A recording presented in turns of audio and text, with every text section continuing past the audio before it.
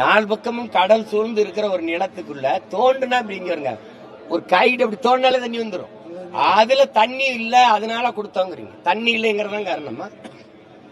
சரி, தார் பாலைவனம், இந்த ராஜஸ்தான்ல இருக்க பாலைவனத்தெல்லாம் கேட்டா தண்ணி இல்லைன்னு கொடுத்துருவீங்களா? இது என்ன ஒரு காரணம் பாருங்க. இதெல்லாம் கொடுத்து எவ்வளவு காலம் ஆயிடுச்சு நீங்க பாருங்க. இப்ப கச்சத்தீவை மீட்க நாங்க போராடுவோம்ட்டு 4 கட்சிகளும் நாடகம் போடுது. எங்க ஊர்ல திருவிழா வரும்போது மாரியம்மன் திருவிழா, ஐயனார் திருவிழா, கருப்பணசாமி திருவிழா நாடகம் போடுவோம். இந்த மாதிரி தேர்தல் திருவிழா வர்றதுனால இந்த கச்சத்தீவு மீட்பு நாடகத்தை போடுது. நம்ம முந்தா நாள் தான் எடுத்து கொடுத்துருக்காங்க. அதனால இன்னைக்கு மீட்க இவங்க தீர்மானம் போடுறாங்க. கொடுத்த 4 பேரு இந்த காங்கிரஸ் கூட இருந்து அது கைகட்டி பதவிக்காக நின்னது இந்த திமுக. அது இவ்வளவு காலமாக அதிகாரத்தில் இருந்த இந்த கட்சிகள் பாரதிய ஜனதா, அதிமுக எதிர்த்து போரிட்டு மீட்காம திருப்பி தேர்தல் வரும்போது அது நாங்க போய் ராமேஸ்வரத்துல தொடர்ச்சியாக மீனவர் படுகொலை செய்யப்படுவது, வலை விரிக்கப்படுவது, படகு பறிக்கப்படுவது, சிறைபிடிக்கப்படுவதை எதிர்த்து பெரும் போராட்டத்தை நிகழ்த்தியதனுடைய பின்விளைவா இப்ப தேர்தல் வருது. மீனவர் வாக்கு என்னல்ல.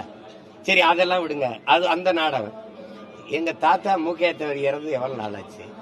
இன்னும் முந்தா நாள் தான் இறந்து இன்னைக்கு அடக்கம் பண்ண மாதிரி நீங்க மணிமண்டபம் கட்டுவேன்றீங்க. 46 ஆண்டுகளா என்ன பண்ணி 3 முதல்வர்களுக்கு பதவி பிரமாணம் எடுத்து வந்த சட்டப்பேரவையினுடைய தலைவராக இருந்த பெருமகன் எங்க தாத்தா முத்துராமலிங்க தேவர் அவர்கள் கூட தமிழ் மாநிலத்துக்கு தான் ஃபார்வர்ட் பிளாக் கட்சியின் தலைவராக இருந்தார். அகில இந்திய இவ்வளவு பெரிய துணை கண்டத்தின் ஃபார்வர்ட் பிளாக் கட்சியின் தலைவராக இருந்த பெருந்தகை எங்களுடைய தாத்தா முக்கியத்தவர் அவர்கள். அவருக்கு என்ன மரியாதை இருக்கு? நீ இப்ப தேர்தல் வரும்போது அந்த இனப்பு சொந்தங்கள் எல்லாம் நாங்க பேரெழிச்சு கொண்டு எழும்போது அந்த வாக்கை குறிவித்து நகருகிற இந்த அற்ப நாடகத்தை இந்த திராவிடர்கள் நிறுத்திக்கணும். எங்களை என்னவா நீங்க மதிப்பிடுவீங்க?